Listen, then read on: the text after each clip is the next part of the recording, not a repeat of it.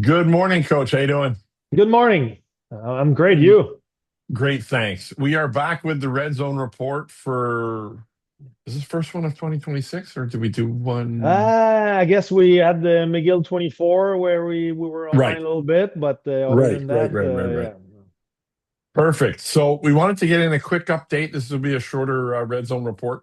Wanted to get in a quick update after spring camp, which was held Oh, sorry, should go back and introduce myself. Andy Brookman with Coach Soup from McGill Football. Here we go for Friends of McGill Football. Yeah, so we started off. Let's talk about spring camp, which was Yeah, held recently, yeah, and a lot of new faces, I'm sure, and a lot of new openings at positions. absolutely. So camp was from April 30 to May 4th. So right after the exams, 5 days in a row. So three bigger days on Thursday, Friday, and Saturday. Kind of a deload day on Sunday with more emphasis on special teams, and we finished with the scrimmage with referees on Monday night. So that was cool. The vibe was great. The depth is getting better overall. Competition level was high. And probably the best news of all, we stayed healthy. So I think we did a good job during winter training. So no hamstring and stuff like that, which is usually like a classic during those 5 days camps. So we were able to stay healthy, and that's cool. So basically everyone can start summer training in good shape. Awesome. Let's drill down into it a little bit. In terms of numbers, I know we've talked in the past, like when you started 3 years ago, this is your third camp or your third season, Yeah, going into your third season. But I know when you started 3 years ago, you had to get the numbers up. We yeah. were over 100 players the last two seasons.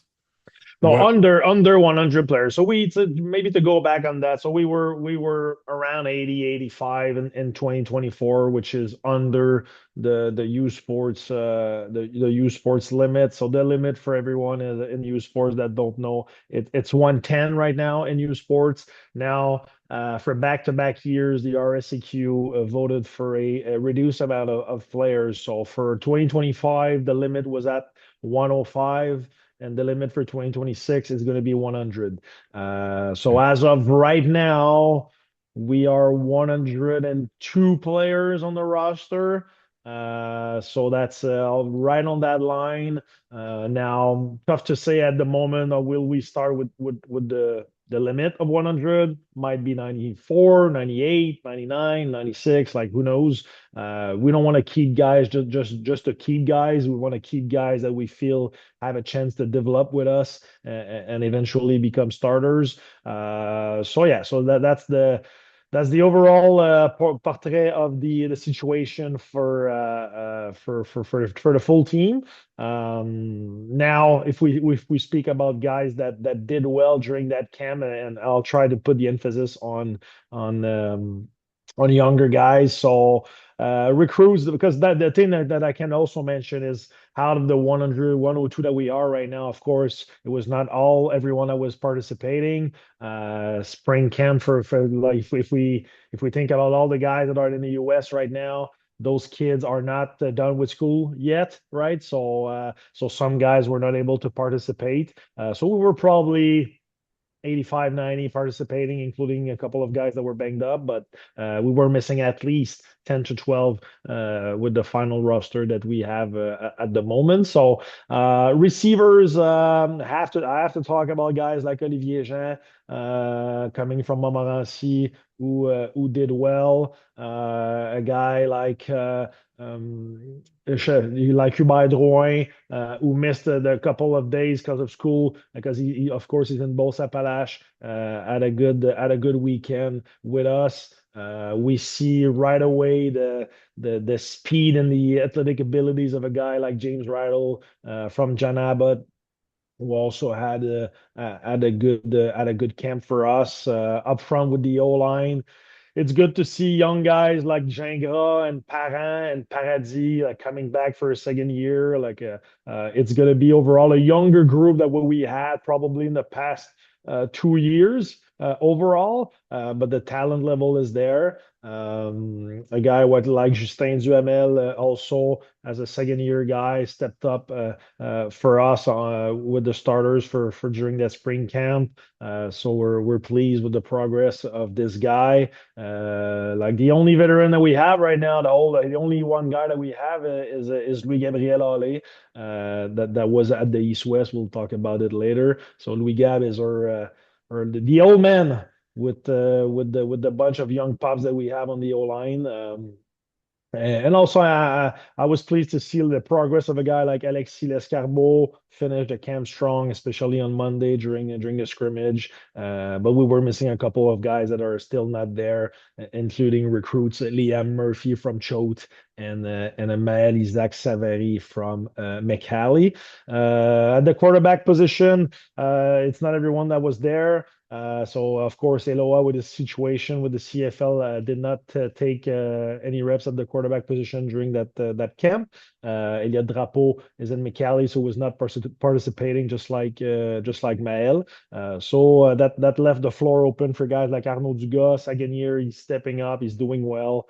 We're pleased with the progress that he has. Young Trey Walker was able to participate also from Maine. So a lot to learn, but we for sure we see the talent and the skill set of the kid. And Winston Chapman was also there as a second year guy coming back from an hamstring injury.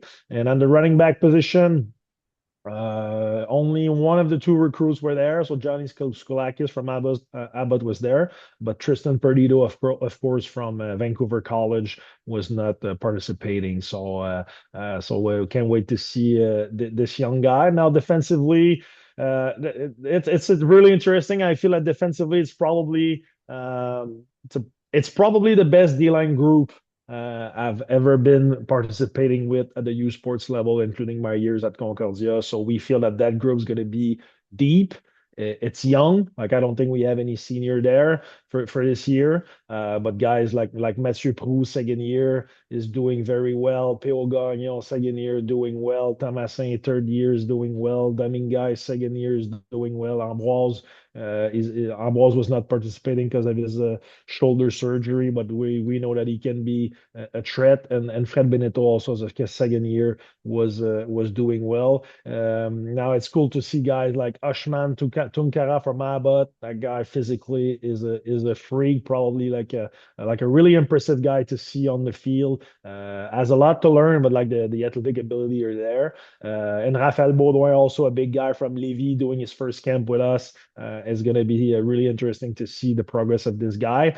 And now we were missing a couple, of course, like Mike Diamona, the transfer from the NCAA, who's in France right now, and Kylian Saro from Asheville, who was also not there because he's in the US as we speak. Linebacker, very deep group. Can't name them all. But we have like a lot of depth at that position, and I feel it's going to help us on special teams, especially having a lot of guys that are now going into their second year or third year. That's going to be really helpful. In the back end, a guy like Carifa as a Magat Camara, a good camp as a second year guy. We saw Brian Millier also for a couple of days. Of course, the talent level for him as a rookie is impressive. Young Samuel Bremner from the US, young guy, was impressive also. Like he did some good things in the back end, so that's interesting. We were like Emile Poulard was there also, a guy I want to mention, and that show is showing a good athletic abilities. So that yeah, that DB squad is getting better and better. We knew we had to improve at that position. Guys are getting older. A couple of good recruits are coming in the mix, so that's interesting for the future. Awesome. Awesome. Hard to mention everyone. I think you almost did, but that was awesome, Coach. Thank you. Okay, so we're gonna, like I said, we'll try and cut this one a little short. We're not making too long here, but there was a big weekend or week last week in Toronto. You got together with some of the Friends of McGill football, Toronto chapter. I know I got feedback from Big Mike Dunbar, and I know Wonger was there, and you had a great time by the looks of things. You and Vince went down there, eh? Yeah, absolutely. So we were there from we flight on the Wednesday night, came back late Friday night. So that was an efficient 48 hours down there. So I was not participating too much in the East-West stuff, but I had the chance to see our two players there with Louis Gabriel Ali and Mathis Pilon. And during that week, it's a mandatory meeting that we have all the head coaches together that we had on the during the Thursday during the morning, and after that we went downtown Toronto to hold that 5 à 7 with the guys. Hey, listen, it's our third year, and I felt that it was the probably the biggest. Like the first year was a decent big one because it was the first time I guess the guys had the opportunity to meet me and see who's that new guy, who's Alex Surprenant and stuff like that. But last year was not as big, but this year was probably the biggest, and I felt that guys are excited and they can't wait to see what we're gonna do on the field this fall. So I had the chance to meet a lot of guys. Always a pleasure to go down there. It was a really interesting, good conversation, and it's whatever team you've been part on. Every time you have the chance to see old teammates like we used to, even for guys that have not seen each other for years, it's like they seen each other the day before, right? So For that was cool. sure, for That sure. was cool to watch. That was cool to watch. Yeah, and we've got the big trip to Toronto coming up in August, right? Yeah, absolutely. So we spoke about that. So we're gonna try to hold like either like on the 21st. That's the day where the team is traveling. So we'll see if we're able to do like a get together, probably Friday in the evening. But if not, Saturday morning before the kickoff at noon. I think it's gonna be a good opportunity for alumni from that region. But also, I'm sure we're gonna have parents traveling over there and probably a couple of alum from the Montreal area to go just to watch a game there. I think it's been 10. I remember asking Earl about this like a couple of days ago. It's been something like 10, 12 years the last time that McGill went to play in Toronto. So it's going to be interesting to see to for an exhibition game over there for the second year against these guys. That's Saturday, August 21st, right? Saturday, August 22nd. 22nd. Second, So sorry. so so we're traveling on the 21st on the Friday, kickoff at noon on the Saturday, and coming back to Montreal right after that. Perfect. Okay. Friends of Miguel football in TO and surrounding regions. Book that weekend. It's going to be terrific. Just one more thing to mention. Defensive back Thomas Angelin was also selected for the East West Bowl. Couldn't go because of a hand injury, right? Yeah, broke his hand doing a random drill with a receiver, like a teach period, not even like a 12 on 12 or stuff Shucks. like that, and just like the back of his hand hit the shoulder pad of the receiver, and he broke it. So that sucks because that was the day, basically the day before he was leaving for the University of Waterloo. So Oh. that sucks, but he's gonna be LT for the season. But we were well represented by Metsis and Louis Gabriel, as you mentioned Yeah, before. absolutely. Fantastic, Coach. Can't thank you enough. Appreciate the update. Can't wait for the fall camp and the trip to TO and the rest of it. Thanks Yeah, again. thank you. All right, I'm Andry Brookman for Friends of McGill Football with Coach Sup, and have a great summer, everyone.